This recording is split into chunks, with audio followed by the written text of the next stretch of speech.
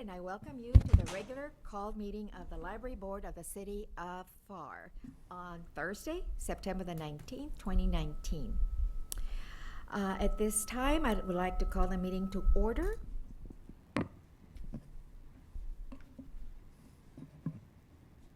We will dispense with the next item on our agenda.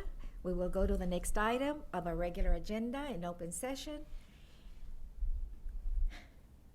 And we will dispense with the reading of the minutes at this time.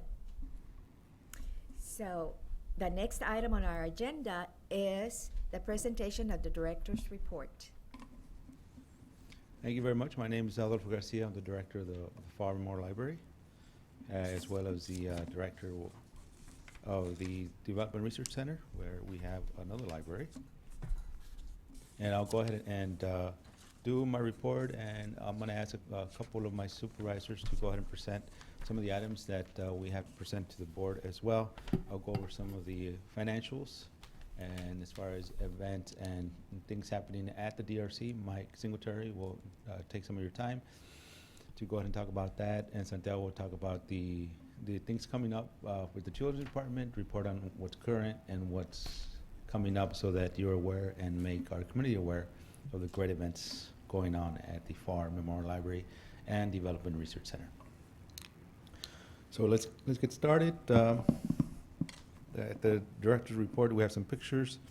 Let me just go over some of the stats year to date through February, and actually through August, as a matter of fact. It's supposed to be through August instead of February. So as far as our gate count at the DRC, year to date through August, we've had a good number of people. And this is granted only the people going into the DRC library, not the people also using the community conference rooms, and also the people using the big exhibit hall, which is a gym. So there's more numbers to that. We only have a gate count on the library side. So we're looking at over 34,000 people who have visited the library side of the Development Research Center. Our gate count, of course, no comparison. Our main library has over 188,000 people who have walked into the library. The circulation at the DRC, that's just books that are being checked out.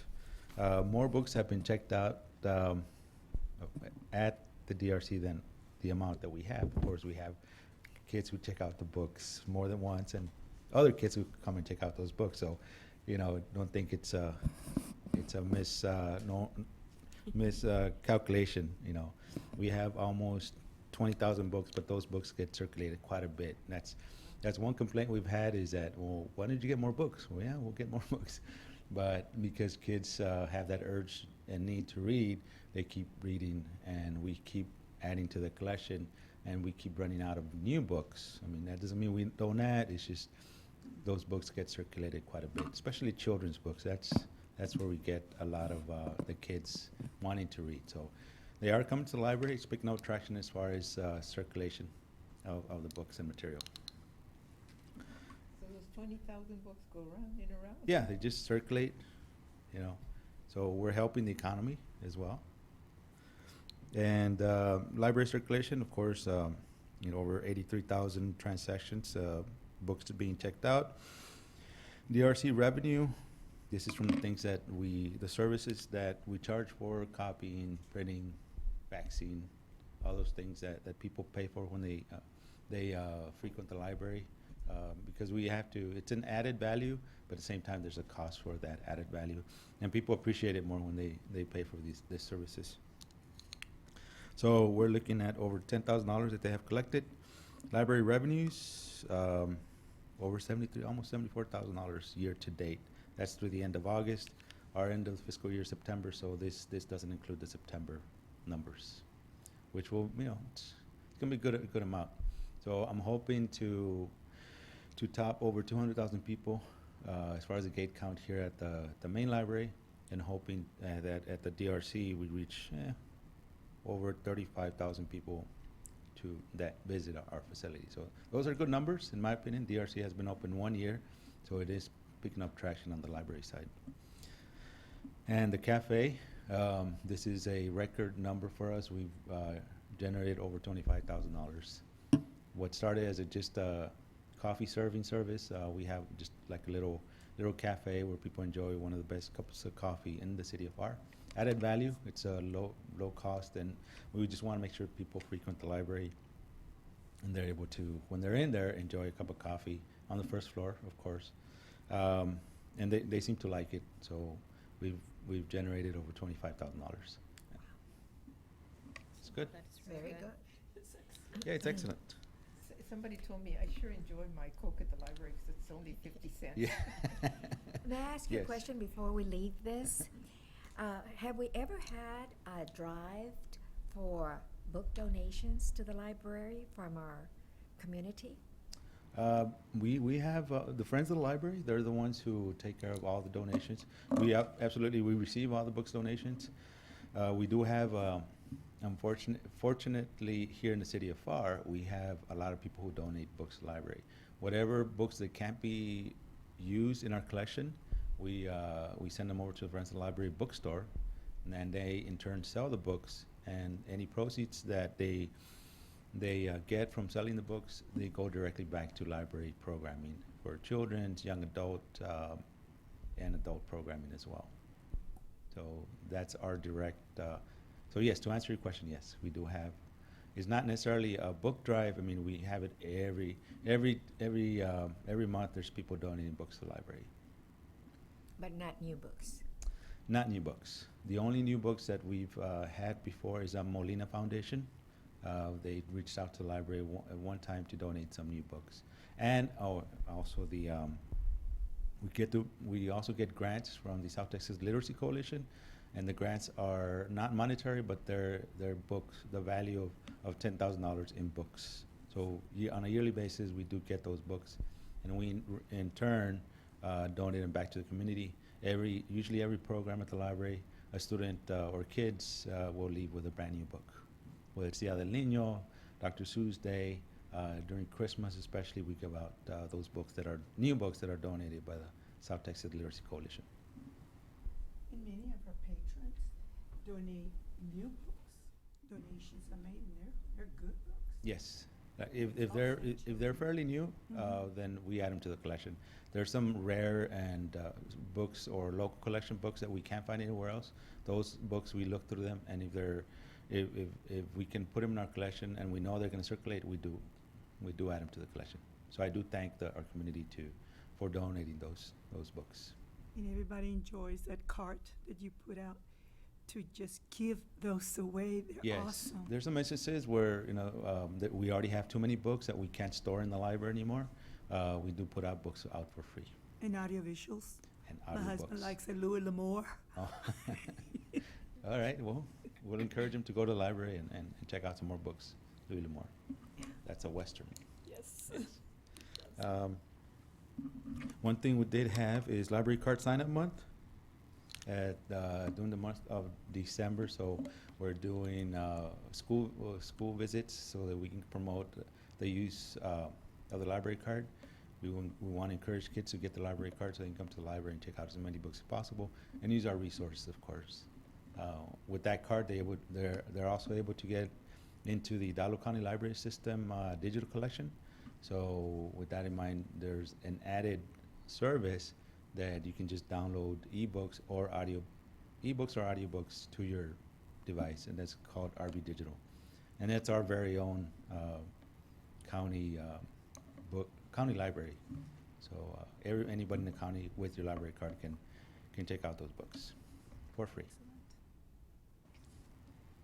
Capital projects I put on there. We of course trying to finish up some of the things inside of the library, like the cabinetry for the lounge.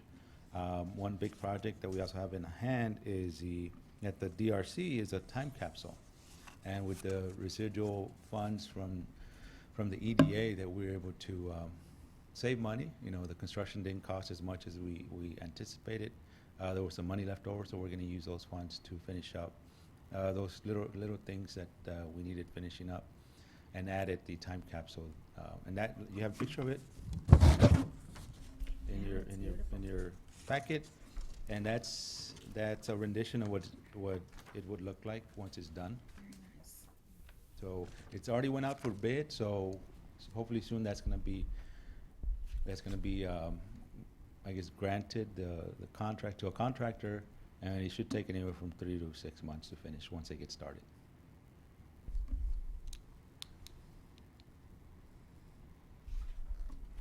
If you, Nice. Beautiful. you have any questions? And where is it gonna be placed again? It's gonna be by the entrance on the southwest side of the building. As you're facing it, it's gonna be to your left, close to the bus shelter. That's also gonna be installed pretty soon. Okay. Yeah, because it's not familiar. Yeah, if you see the front entrance, if you're standing right in front of it, it's gonna be to your left. There's close to there's a sidewalk there.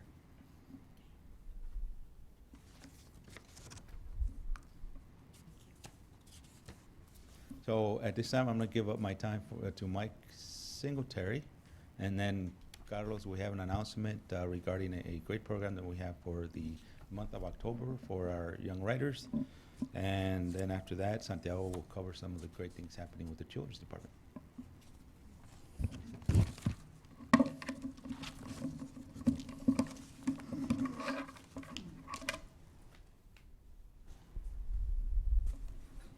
Hello, good afternoon. Hi. Good afternoon. My name is Mike Singletary. I'm the branch manager at the Development and Research Center.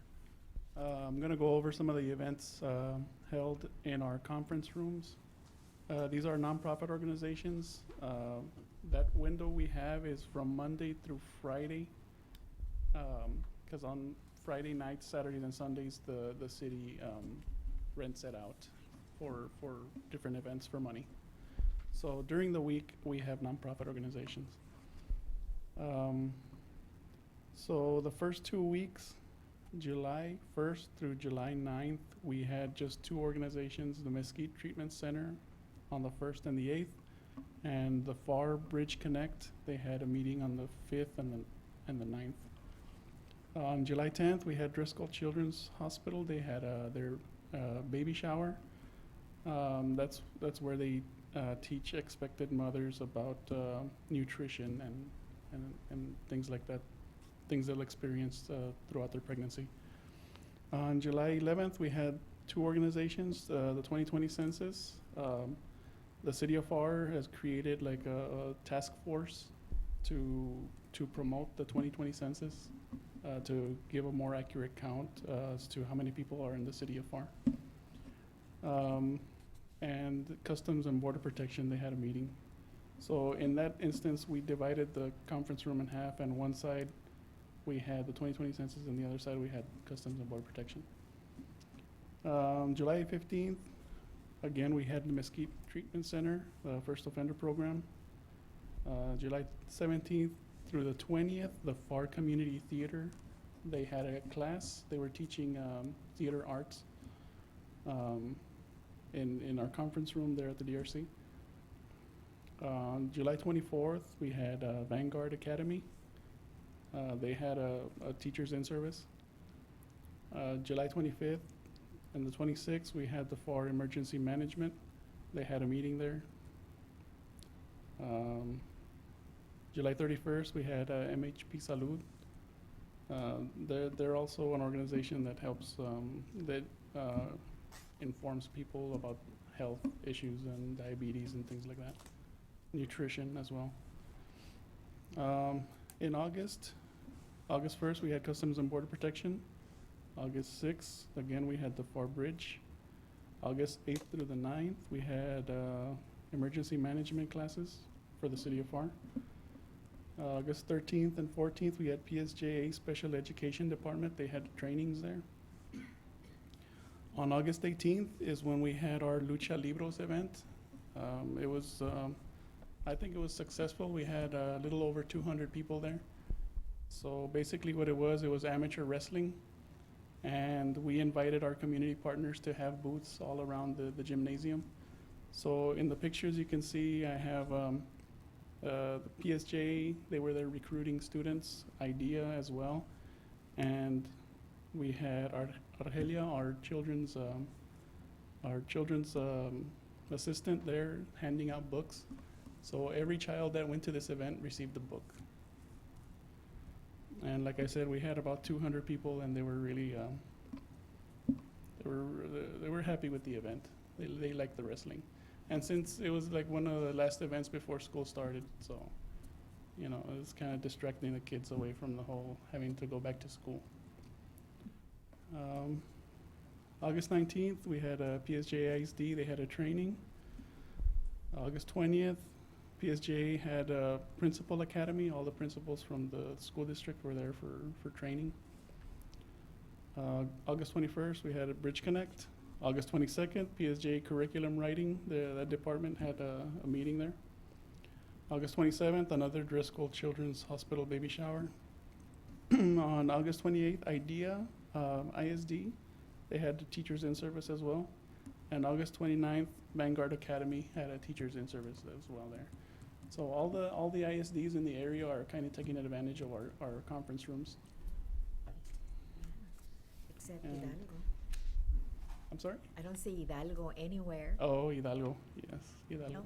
No, well, no, they haven't. No, they haven't used our facility, actually. We can give them an invite. Wow. And who kind of looks over these scheduled meetings? Well, Keeps track of them. keeps track of them during the week for the nonprofit organizations. The library staff does. Our two clerks, Brenda Aguirre and Flora Aguirre, they kind of keep the list, keep a schedule, make sure that there's no overlaps or double bookings and things like that. Right. During the weekend, when they rent it out for money, that goes to a different department. That goes to Parks and Recreation. So they have their own list. So we share our list with them, so they know what's going on. The custodian that we have there at the Development Research Center, he's part of the Parks and Recreation Department. So we're kind of working together, two departments working together to make everything run smoothly. And they know the time limits and all that they can be there. They never go beyond what you all work? We try to be accommodating if they want to go beyond. Usually the staff at the library leaves at around 7, but sometimes they want to be there till 8 or 9. If they want to be there till 8 or 9, we have to call Parks and Recreation and have a custodian there to close the building up. So, I mean, we're accommodating. If if they need to be there longer, then we'll call people and have them be there to close. But usually they're within working hours, because most of them are teachers in service, so they'll leave by 3 or 4. They don't want to stay beyond anyway. Yeah, they don't want to stay beyond anyway. Any questions on that? Right. Thank you. Thank you. Thank you.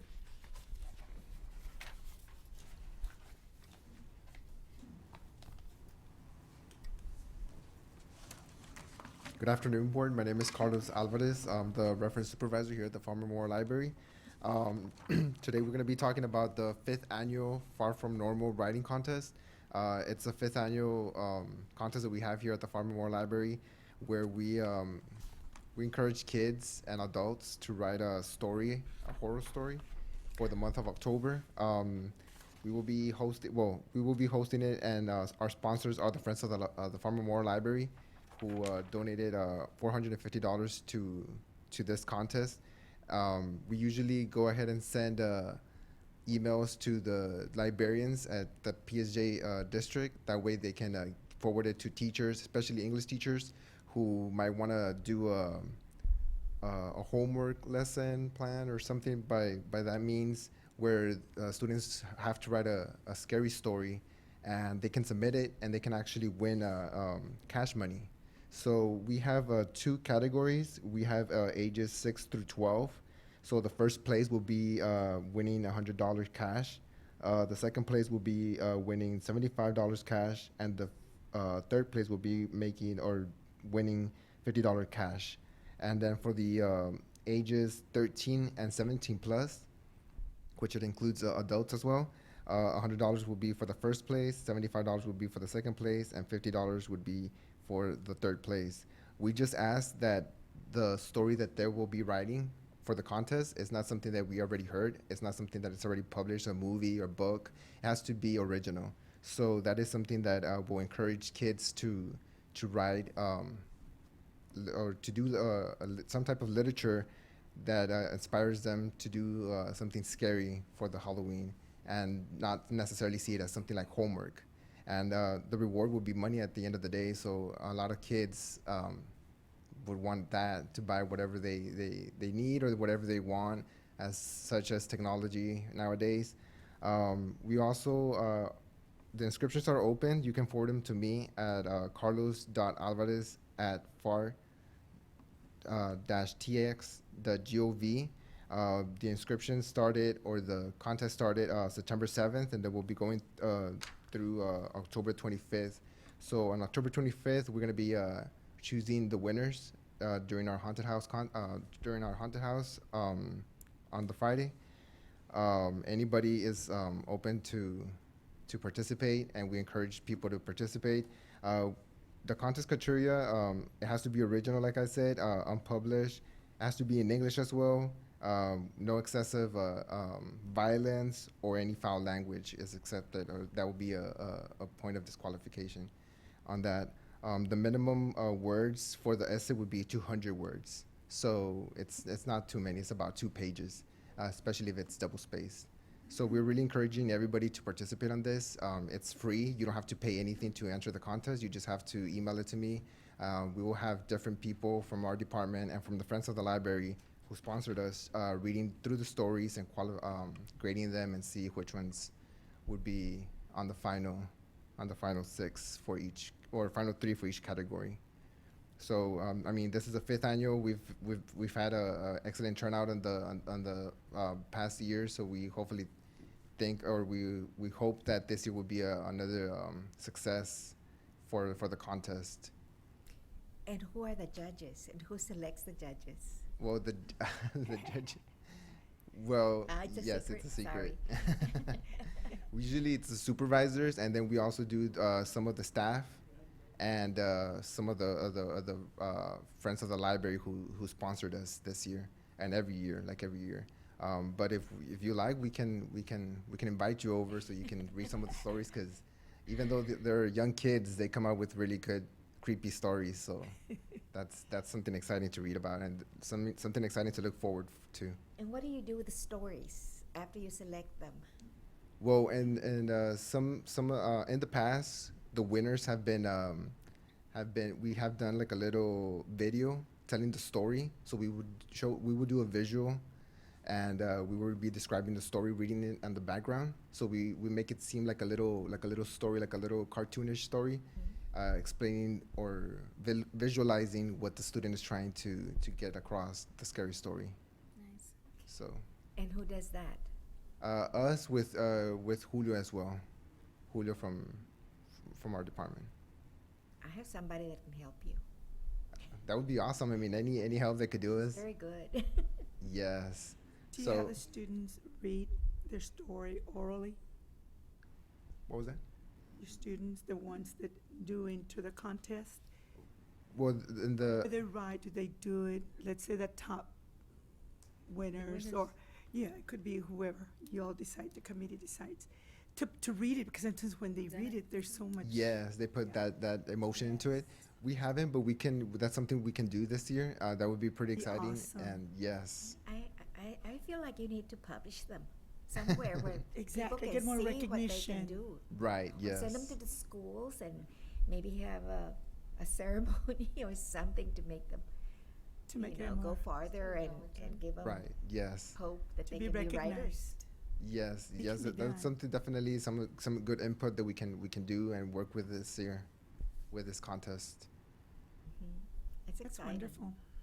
Yes. So. So maybe, I'm thinking of the advance, if, I don't know if they Mhm. would print any of, Yeah. but that's a lot of stories, but maybe if Right. they did just the top, the first I don't know. The top 3 readers from maybe publish one every Wednesday throughout the month. Yes. One, Well, one yeah. week one, Three and from the the 6 next to week 8. another one, and, Yeah, ages Yeah, 6 to yeah. 12. yeah. Yes, We need to and- recognize these kids. Right. Yes, we do. Yes, and I mean it's really good for I mean not only for PSJ's district but the surrounding districts because I mean you don't have to be only from Pharr to participate, and it also encourages teachers to do a writing. You know how they have lesson plans. They can include this as being part of their grade, but also they can win some money doing it while doing it, and it's something fun because kids have fun when it comes to Halloween. So that's something that's exciting for them. Especially teenagers, because once you're a teenager, you really don't want to go trick or treating. You want to maybe Yeah. write Right. and win some money just writing, and it's free money. Yeah, first That's prize, right. $100. Yes, Do you get adults too, right? yes, we do get adults. Yes, we do get adults as well. Because And that's, that's what? It's are the 13 to 17. 13 to 17. Plus. Plus. Competing with adults? plus, yes. 17 plus. Well, I mean, even if you see it that way, but the teenagers are more Okay. Creative. more creative than adults actually. Yes, you read a lot of stuff that you wouldn't even have thought about. Hopefully, someone writes about something haunting here at the city. Yeah, Yeah. That's wonderful. sounds nice. Exciting. Okay. So with that being said, I will introduce Santiago to the podium. Thank Thank you. Thank you Alvarez. so much. Thank you. Good luck. Hello and good evening. Good evening. It's good to see you all again. Just before we get started, I want to thank y'all for those of y'all that were able to make it out to our summer reading program party. I know the last time we met, it was like the day before. So most of y'all got to see how well attended it was and how well our children did in reading. We had some repeat winners, so it's hard to beat someone who's going to read over 400 books sometimes, but it just shows how much the kids are excited about reading. So writing programs and things like that, they all help together to help get the kids motivated, especially going into teen programs and things like that. But well, summer's over, and my staff is excited, but as excited as they are, September is here and kids are back in school, but we have programs like homeschoolers and our toddler time. So those two programs you'll see on the September calendar, we're pretty excited because those have been growing and we've been seeing new faces this year. So it means that we've been able to reach out into other areas where maybe we haven't seen before. So our toddler time numbers are increasingly growing bigger, so we're having to work with some of the things that we do with the young ones. But also, you'll see that we're continuing with our summer Sunday stream, which we're doing a lot of different things that have been suggested by local teachers to sort of implement. That way we're getting good educational foundations when we're doing this. Of course, we have movie night, and what we've started this year is every Tuesday is some type of different art. So we used to have an individual class where we could accept 12 kids, but we sort of restructured it to where it's about 2 hours long, and we can get anywhere from like about 50 to 60 kids to participate now. So we've sort of looked at the things that we've partnered with the Kids in Need Foundation, which is part of Joanne's donating some supplies to us, and we sort of stretched it so that way we could have more participants for the demand that we've had. Also, we have toddler times, children's story time on Wednesdays, homeschoolers, and then how does it work? That's back, and kids really like that because it gives kids an opportunity to think about their science projects that they do throughout the year. So by the time they get to where it's science project time, they use us as a resource that they're able to go ahead and say, well, I've done it before, and I can go to the library and they could help me, and they show me the book that they got it out of. And Friday Fun Day, it's just a collection of things that the kids have asked a little bit extra that they see that's regular on our calendar, such as Legos, board games, movie and popcorn, and Play-Doh, of course. We've done other group activities such as extreme checkers, extreme chess, and then also extreme Twister. So the kids have been having fun doing those things, and it's really meant to build community within the kids, so they just don't come in with their phones, get on their phones and ignore each other. We sort of bring them together so that way they can build more friendships because they're usually regulars, and we could sort of serve them better. And of course, Saturday, we've brought back Classic Game Fest. So for me, it's classic because it's like the first Nintendo, it's the Sega Genesis, it's games like that that are kind of like my era, and kids have no idea that they exist. So y'all are probably like, yep, those aren't so old. But it's really cool to see how these kids are reacting with things that aren't on a smartphone, and then we pull out games too. So we're participating in on the 28th in the First Responders Festival. So we'll be doing Pharr on call. So myself, Mr. Garcia, and a couple of other supervisors, along with staff, will be out there answering questions to the community about the services and the fun things that we have going on with children's. And in all reality, those festivals that we are at Pharr on call, that's where we get the biggest announcement of the things that we do. And one of the things that we're going to be pushing is what's next in your folder, which is the annual haunted house. How many of y'all have been to our haunted house, or have at least maybe one time? Yeah. Our first night, which is going to be Thursday, October 24th, we call it a not-so-scary haunted house, but we do urge I'll go to parents, that one. we do tell parents it is a haunted house, so maybe 6 and up if your child is willing to do it. But for those that are too young or too scared to go to the haunted house, because we do have adults that won't step foot in our haunted house, we've partnered with Driscoll Children's Hospital this year. They're going to be providing the small carnival games that we're going to have for the children on the other side of the library. That way they don't have to get scared, or that they can let the older kids have fun while they still have fun. And it's basically based off of a Halloween theme, the Brothers Grimm. So what we're doing is everything we do in the library has to push back towards literature. So everything that we do, we're able to talk a little bit about where it came from. So last year we chose Harry Potter because it was the 20th anniversary of the first book. But this year we went ahead and went with the Brothers Grimm because it allows us to talk about a whole lot of different stories.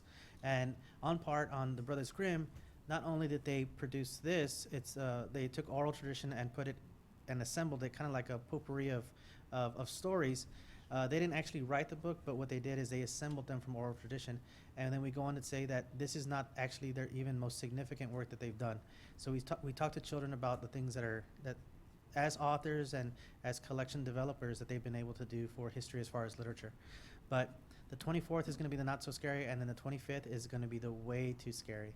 So Carlos, our reference supervisor, is working on a way scary one upstairs for the adults. I don't go up there. I'm still a chicken when it comes to some of that stuff. But our haunted house downstairs will be a little bit more scary. And we're lucky because we've developed good partnerships with area schools. Carlos will be partnering with PSJA North with their NHS, and they'll be helping him out. And then we're going to downstairs partnering with Vanguard. So we have really good relationships with a lot of the area schools, such as T-STEM. We also have IDEA Public Schools. So a lot of our high school Southwest is participating also. They're the ones who help us make this possible. We do partner with Parks and Rec, Public Utilities, and these other entities, but it's so good to see that our community looks forward to participating with us now, that they're reaching out to us and saying, hey, I heard something's good happening. How can we be a part of that? And then sort of us helping each other out. Their students need hours, and they want a good, safe place and fun place so their kids can learn a little bit of responsibility, but also enjoy their service hours. It's going to be free tickets. The tickets will be, I can't say go on sale because we're giving to them free, but they'll be distributed starting October 10th. So we give 4 per adult, and we only give them toward 2 adults. Now, if it's a nonprofit or it's another agency, they just give us a call. We make a packet for them, and then we send them off. So we get some requests from City Hall. Hey, can we have 5, 6? Yeah, definitely, because we know that you're going to come. So all you have to do is come into the library and say, hey, can I get some tickets? And we ask you what day. The not so scary Thursday, the way too scary, or do you want to go upstairs and get really, really scared? So we're very verbal about it. We let them know that there's plenty of tickets for everybody. This year we have extended it 30 minutes longer just because we've seen that there's more of a demand. So we've seen growth in every other program, so we anticipate more growth within this one. And so we're going for 2.5 hours. Now within that 2.5 hours, our staff works very, very diligently because they'll probably run anywhere from 1,500 to about 2,200 people through our haunted house. So, and that's with a span of 2.5 hours. So we move them quickly, we scare them quickly, and then we get them out.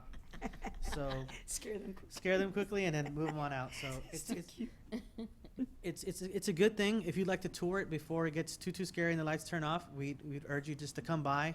And it's kind of like a trophy for our staff. All of our staff at the library work really, really hard, and I have to put this in there. They work really, really hard at what they're supposed to do, which is the business of books, literature, and serving the community in order that they may have the extra time to be able to do this other stuff. So I would encourage you to come by to the library and visit, check out children's circulation, reference. You're going to see stories that are out and being able to identify them, like Little Red Riding Hood, Rapunzel's Tower, a haunted forest going off to I'm starting to forget my stories already, but come in and we'll sort of reference them to you. What we're working on is working on how to prove that it's literacy immersion. If we can make the students feel or have them feel like they're inside the book, it may encourage them to become better readers. Why? Because they feel like they're part of the story. So it's working with their imagination as well as the resources that we have through partnerships to provide. It's like we needed a lot of pallets to make a haunted, spooky barn in our children's. So we just reached out to a couple of companies. They said, sure, take our trash. We'll gladly give it to you. And we picked it up. Our staff worked hard, and they built an amazing barn. But just come in and see it, and then see how we move forward with the same products and change them into Christmas, into Dr. Seuss, and then eventually into a summer reading program.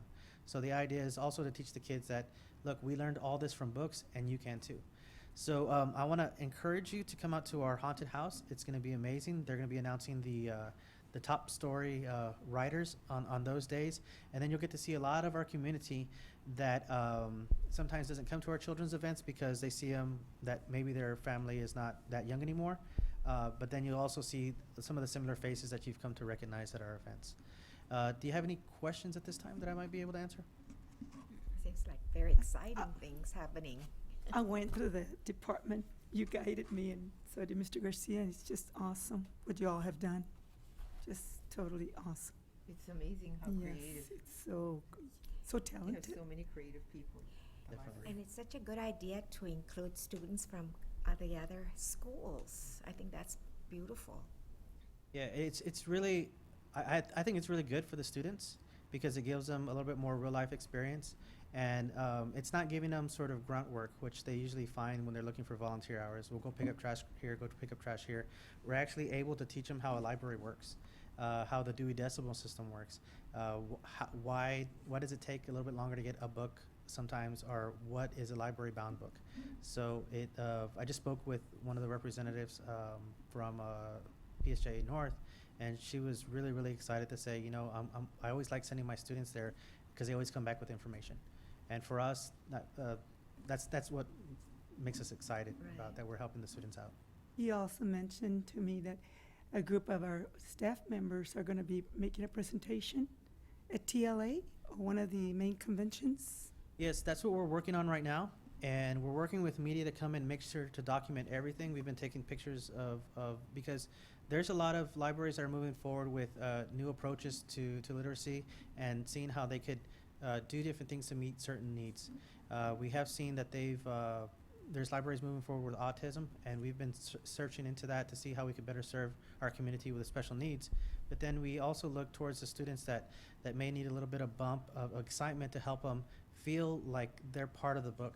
And in that, what we're doing is, I'm assembling just some valid information that has been researched that is from people way smarter than myself to be able to help prove this theory. Now, it's not something that every single library would be able to do, but I believe that they could do it at some capacity to be able to help the children in their area. So if it's something, it'd be something that we could be able to coin that Pharr was a big part of creating this and moving this movement. And I think for our community, being how diverse and how much it's growing, I think this is a perfect opportunity to show that, look, we have an illiteracy rate of this much, and look, this is how we were able to help out in this certain aspect. And then go on to help maybe train some other libraries. And the deal is that we're not doing anything that any normal person couldn't do. All the staff, what you do is you use their strengths. If a person's good at painting, then that's what that person does. If a person's good at just nailing things together or screwing things together, that's what you do. So you're head toward the strength of your staff. And we want to show that you could have no artistic background at all, but you can print out a picture and put it on a wall. And we could meet the needs that way. One of the Fantastic. things that I really would like for us to do is recognize the students that help out. We never put them in the newspaper or thank them Mhm. publicly, you know, how they help the library. Okay. And we could do that. We can partner with our media, and we could partner with the advance just to let them know, hey, look, this is the good things that are happening. I think they put a lot of bad stuff, but they never really And I put think the the great kids would, things. the kids would be encouraged to do even more Oh, yes, for the definitely. library. Because they need recognition, you know, because some are not athletes Mhm. or in the drill teams or anything like that, but they can be helping out in some other capacity. Mhm. And so we need to recognize them. Yeah, definitely. We'll start working on that, especially for this one that we have coming up in this next month. Maybe even through the city fathers, when they have a meeting of some kind, or, I don't know. But it can be done to recognize our youth. Yeah. Thank you. We'll see. Thank you. Good, thank you. Thank you. Santiago, I have some question. Yes. On your toddler time, that's just story time, right? That's all you do with them, right? No, actually, we always do 2 stories. We do a little bit of sign language with them. We do motor skills. We've turned into interactive play. We always do a type of craft, and then we also sort of explore something specific. So what we've done is last month we had Dental Park come in, and what Dental Park came in did for us is they went ahead and explained hygiene. What's the best thing to do for your child? So it's kind of like an all-around sort of enabling sort of time with mothers, fathers, grandparents, whoever brings their toddler in. So this next month, what we have coming in will be Easter Seals. So Easter Seals works with ages about 3 to 5 on helping those who are a little bit behind develop themselves to be able to be in school and be on the right track. So what we do is at least once a month, we do invite someone in to come either talk about hygiene, health, sort of bettering the parent or giving them a little bit of insight. And on those particular days is when we actually do see a lot more numbers. But on any other day, what we do is we make sure sign language is really important because it's a way to help them communicate. We take out our little musical instruments, let them play a little bit. We're working on motor skills with the parents and teaching the parents how to better develop their child. And through that, we've been able to get some of the information from UTRGV. They got a massive grant to work with early childhood education, and some of their information that they've given to us, we implement into it and pass it along to the parents. So we also, through our toddler time, have a program called 1,000 Books Before Kindergarten. So what that means is, even from when they're an infant, you begin reading to them.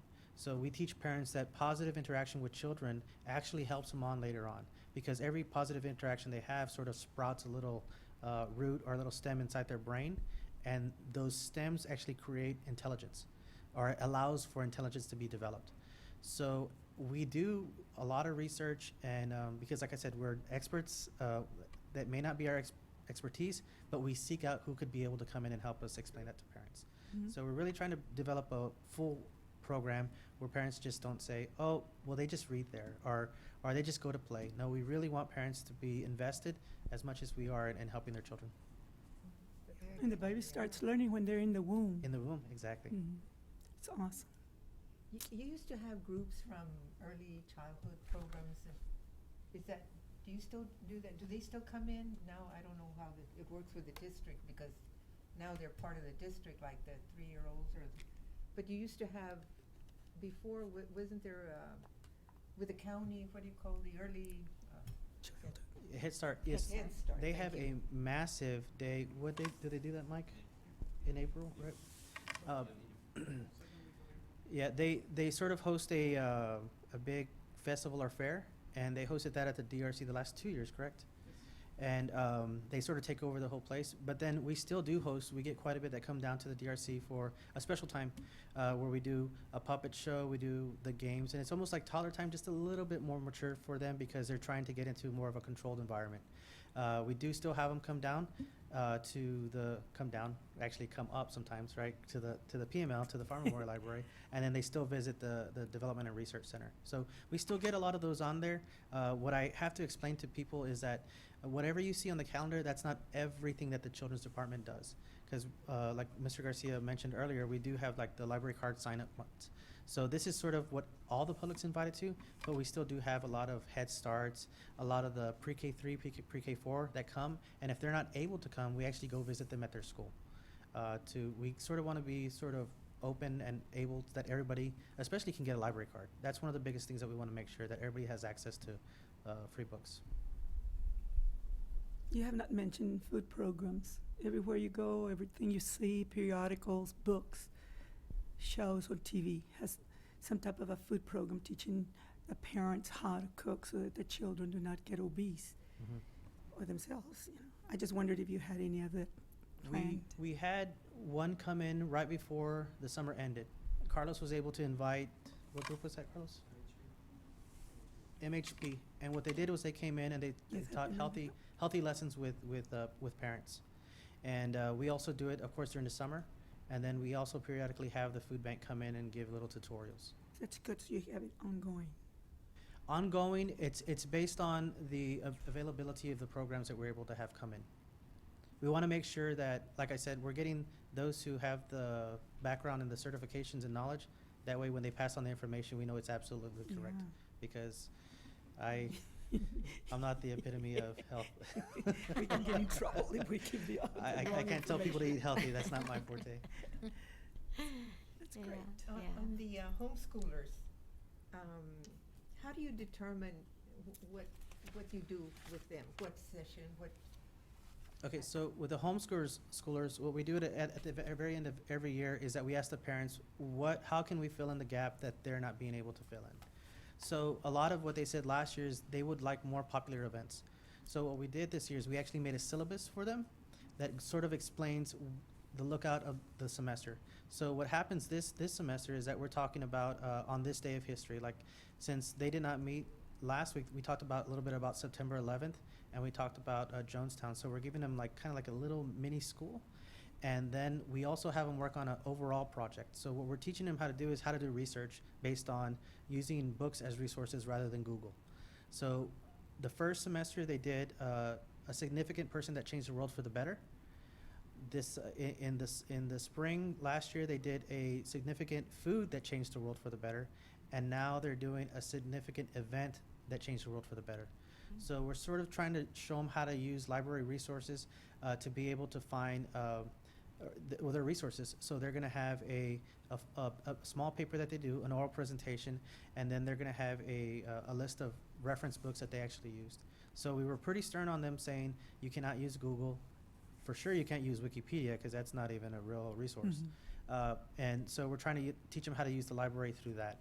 And then we're going over, today they spoke about Jonestown also. As we progress through we'll be talking about Chinese New Year, a little bit of things, so the parents know that we're going to touch on those this day in history type of deals, and then we try to broaden it for the wide area of range that we have. So it's kind of like you would think of it as a toddler time, but just a little bit more structured and more informational. That's great. You're doing a great job. How many do you have now? Sorry. It's okay. How many do you on staff in your department? We have, You had a turnover, right? yes, actually, we have 2 full-timers and 2 part-timers here at the main, and then we have 2 full-timers at the DRC. Now, I have one work study, and then we'll be getting another work study in about a week or so. So we'll have 2 work studies also. So, and then of course we do have adults that come in and volunteer. I have one gentleman that came back and volunteered. I don't want to say his name because I guess that would be inappropriate, but we do have good, consistent volunteers that help us out, and they're all vetted. They go through our background check through the city, and the city takes care of that for us, and after that, we do an interview with them, and then we allow them to help us out. So the children's staff works very quickly, and I'm appreciative of that, and they work very hard, but they take a whole lot of pride in the things they do. So each staff one staff will be charged with toddler time as their program, one staff will be charged with homeschoolers as their program, and then they sort of facilitate it. One is in charge of arts, which is Argelia, as he mentioned. She's an art major, so she kind of got dumped into that one. And then we crossed. So like if someone's doing toddler time, the rest of the staff will support that main person doing the toddler time. If someone's doing homeschoolers, that person will be leading it, and the other staff will go ahead and support them during their homeschooling time. So everybody does everything, but we do have leads that lead out the project and gather the information. During Easter, do you ever have a Easter book hunt contest? We have not, but that's a great idea. We're done.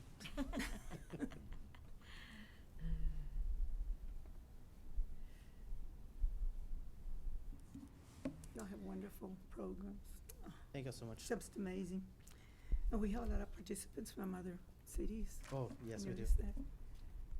We have them coming all the way from Mission, from Edinburgh, from Hidalgo, and it's one of the first stops that people do when they first get into town. So it's exciting. Word's been getting around that it's sort of a watering hole. It's just somewhere where people come for information, and and that's where we've got some of our greatest ideas, like 1,000 Books Before Kindergarten. It was a visiting couple from Minnesota, I believe, Mhm. and they asked about it, and I said, but we'll start it next week. It's a great free program that has been really helping families with their kids, getting them into kindergarten. So, but any other questions that I could, before I? Thank you very Thank much. you. You never cease to amaze us with everything that you do, even though the kids are in school already. You're still preparing for them and having exciting ideas for them. Awesome. We appreciate that. Thank you so much. I appreciate it. All right, well, we certainly covered a lot, and I understand because we only meet every other month, so if you have a lot of questions, we're more than glad to answer that. I have a request. Sure. Would you invite Delia Sosa to come to the next meeting to speak on Friends of the Library? You know, when I go to the library, which I haven't done lately, so I can't walk very well. But anyway, when I go, I always make it a point to go visit Mhm. whoever's doing Friends of the Library that day. And I caught Delia one day, and she told me real interesting things that have gone on. Like, they had somebody from the university who's retiring come in and help them Mhm. rearrange the area, and something else she told me that she Yes. helped them with. Well, Ms. Delia Sosa, she's president of the Friends of the Library. Library, Pharr Memorial Library, so we'll go ahead and put her on the agenda and invite her to the next meeting, and she'll, fill you in on what's going on. They're always looking for volunteers and members to join their organization, and that's the only way they can, I guess, man the bookstore and help us in turn with expenses. Well, on the membership, they used to send letters out, Mhm. No more. and Yes. they don't anymore because they didn't have any. Yeah, they don't have the They personnel. didn't have anybody responding.